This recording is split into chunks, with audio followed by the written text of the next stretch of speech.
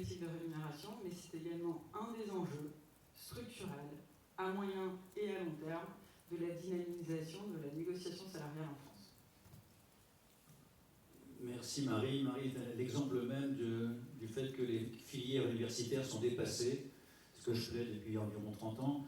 C'est-à-dire que, est-ce qu'on sera d'accord pour dire que c'est bien les très bons droits du travail, mais il faut aussi comprendre comment fonctionnent les RH. On ne peut plus avoir une filière droit et à côté RH. Le mariage est plus indispensable et Marie vient de le montrer.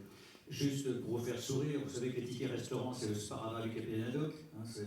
Dès qu'on met son nez là-dessus, ça devient très très compliqué. Et alors la grande question, personne n'a parlé jusqu'à présent, comme la question qui domine tout le débat social en France. Est-ce que les télétravailleurs ont droit aux tickets restaurants? Réponse oui. Ce ne sont pas des tickets restaurants, c'est des tickets de restauration. Yves Barrault, quelle solution pour les entreprises et les branches pour mieux prendre en compte l'inflation?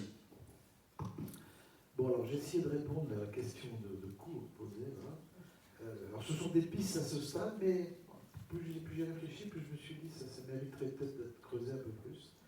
Alors je vais donner 4 pistes, la première étant d'ailleurs dans le droit fil de ce que Marie vient de dire. Donner du poids au NAO. Alors évidemment, ça peut paraître contradictoire avec la violente critique que je faisais tout à l'heure de ce théâtre d'ombre annuel. Je veux quand même dire 2 choses pour ne pas désespérer de la négociation collective en France.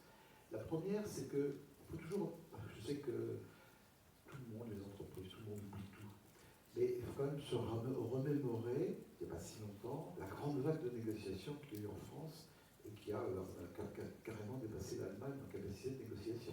C'est la négociation qu'il y a eu en 98-99 entre les 2 lois sur le temps de travail qui a fait que dans toutes les branches, dans toutes les entreprises, plus de 100 000 négociateurs syndicalistes, plus de 100 000 négociateurs syndicalistes. Il n'y a pas l'équivalent de ça.